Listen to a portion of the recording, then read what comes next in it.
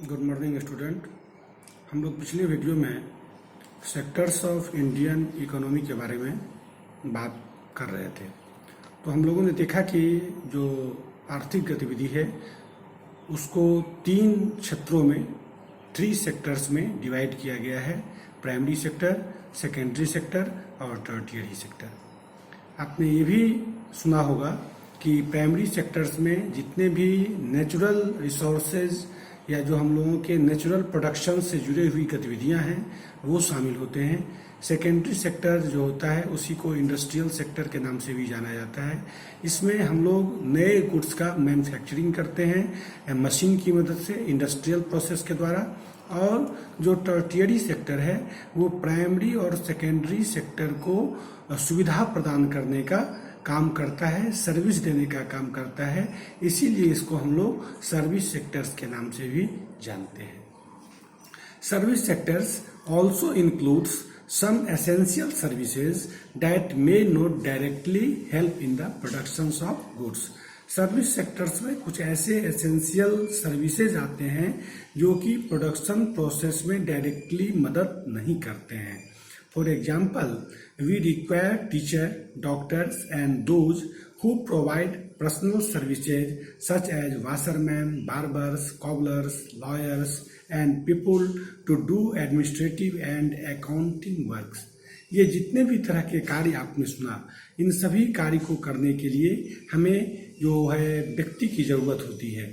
In recent times certain new services based in information technology आ रहा है कि वर्तमान समय में बहुत सारे ऐसे आईटी से रिलेटेड वर्क जो हैं वो भी काफ़ी अधिक उनका महत्व जो है बढ़ने लगा है, जिसमें internet cafe, ATM booth, call centre, software companies work, ये सभी आते हैं।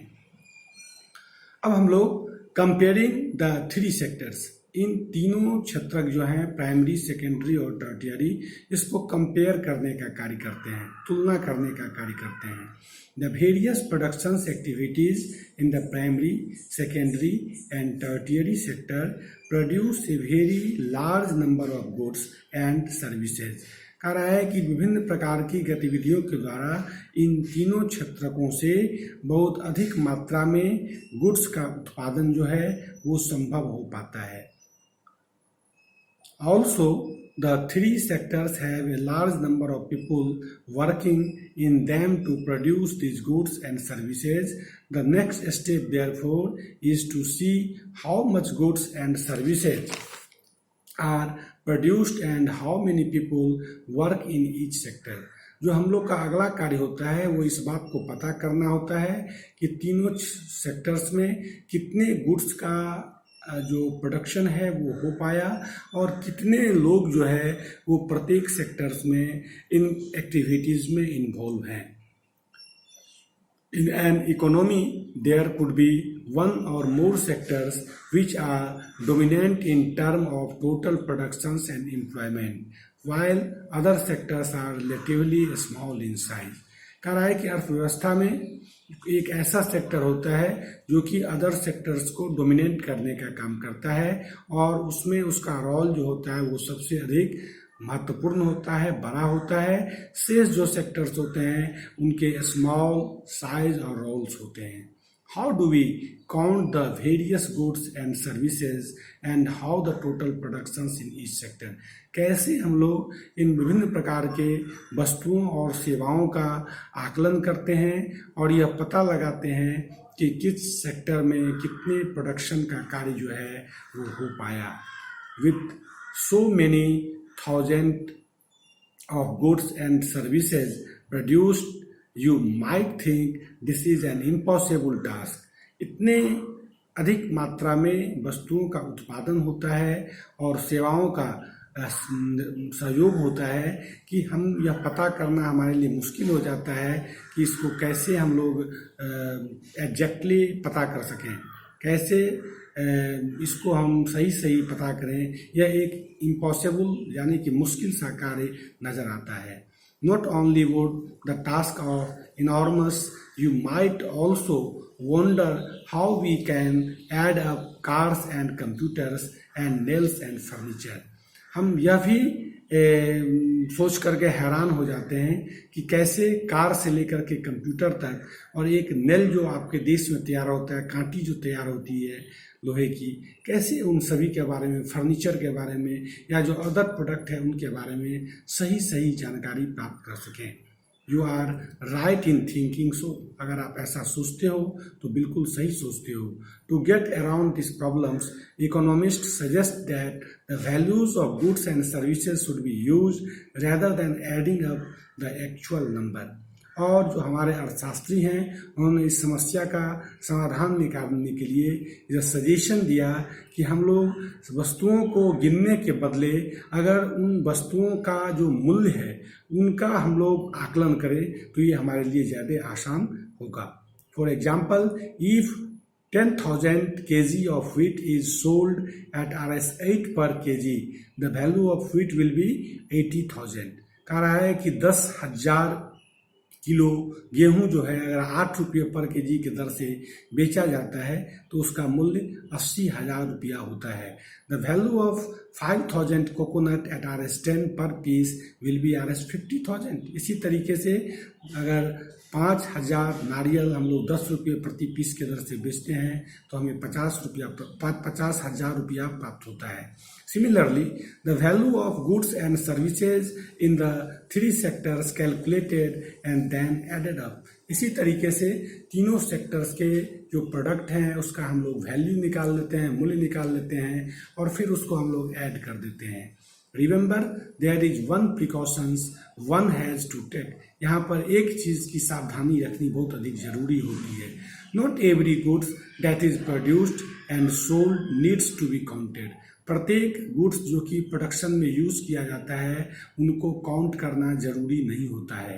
It makes sense only to include the final goods and services. इसमें उन्हीं वस्तुओं का मूल्य आकलित किया जाता है, जोड़ा जाता है जो कि फाइनल गुड्स होता है, अंतिम उत्पाद होता है जो कि कंज्यूमर्स के हाथ में पहुंचता है।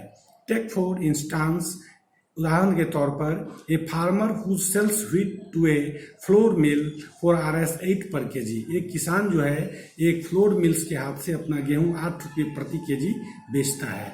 The mill grind the wheat and sells the flour to a biscuit company for Rs 10 पर केजी। वह फ्लोर मिल्स उस गेहूं को पीसता है और उसको एक बिस्किट कंपनी के हाथ से 10 रुपये पर केजी बेच देता है। The biscuit company uses the flour and things such as sugar and oil to make food packets। कह रहा है कि जो बिस्किट कंपनी है वो इसमें और चीज़ जैसे कि शुगर हो गया, जैसे कि ऑयल हो गया, उसके मदद से बिस्किट तैयार करता है और 4 पैकेट बिस्किट जो है वो तैयार करता है। It sells biscuits in the market to the consumers Rs 15 पर पैकेट। और वह 15 रुपये पर पैकेट के दर से जो है कंज्यूमर के लिए बिस्किट तैयार करता है।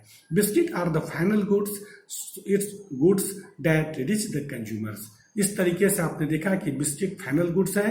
तो यहाँ पर जो हम लोग प्राइस कैलकुलेट करेंगे वो गेहूं का नहीं करेंगे, आटे का नहीं करेंगे, बल्कि जो अंतिम उत्पाद बिस्किट है जो कि उन चीज़ों के मदद से तैयार हुआ है, जो कि कंज्यूमर के हाथ तक पहुंच रहा है यूज के लिए, उसका मूल्य आकलित किया जाएगा। अगर हम तीनों चीज़ का मूल्य आकलित कर लें तो फिर कैलकुलेशन में गलती हो जाएगी। एक बार हम लोग गेहूं का दाम जोड़ लें, दूसरी बार आटा का दाम जोड़ लें, तीसरी बार बिस्कुट का दाम जोड़ लें तो हम लोग का रिजल्ट गलत आएगा। इसीलिए हम लोग जो उत्पाद होता है उसके अंतिम मूल्य को हम लोग कैलकुलेट करते हैं। Why are only final goods and services counted? सिर्फ अंतिम मूल्य को ही क्यों काउंट किया जाता है? In contrast to final goods, goods such as wheat and wheat flour in this example are intermediate goods। ऐसे गुड्स जो कि मेन गुड्स को बनाने में मदद करते हैं उसको इंटरमीडिएट गुड्स कहा जाता है। तो यहाँ पर आपने देखा होगा कि व्हीट जो है, शुगर जो है, ऑयल जो है, वो इंटरमीडिएट गुड्स का काम करता है। Intermediate goods are used up in the producing final goods and services। The value of final goods already includes the value of intermediate goods that are used in making the final goods। कह रहा है कि final goods में intermediate goods के भी price जो होते हैं वो मिले हुए होते हैं, शामिल होते हैं। Hence, the value of Rs 60 per for the biscuit is already included the value of flour Rs 10। Similarly, the value of all other intermediate goods. इस तरीके से आपने देखा कि साथ में जो बिस्किट बिक रहा है उसमें फ्लोर के मूल्य और जो अदर इंटरमीडिएट गुड्स हैं, शुगर हो गया, ऑयल हो गया, उसके गुड्स भी मूल्य भी शामिल हैं।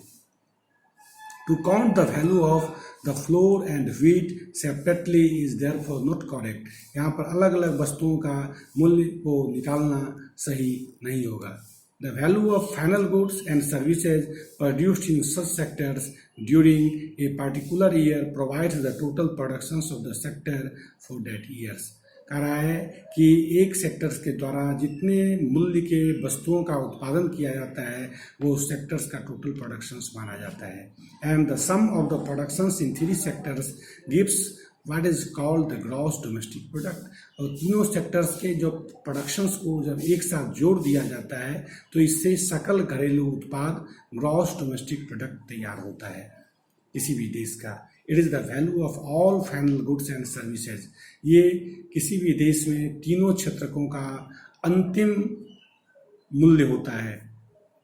With in the country during a particular year GDP showed how big the economy is. GDP यानी कि ग्रॉस डोमेस्टिक प्रोडक्ट से हमें इस बात का पता चलता है कि किसी देश का इकोनॉमी जो है, अर्थव्यवस्था जो है, वो कितनी अधिक बड़ी है। तो ठीक है बच्चों, जो इस चैप्टर में बाकी रहा वो अगले वीडियो में होगा। जो होमवर्क आपको दिया जा रहा है उसे आप अच्छे से लिखोगे और ग्रुप में सेंड करोगे। Okay, thank you.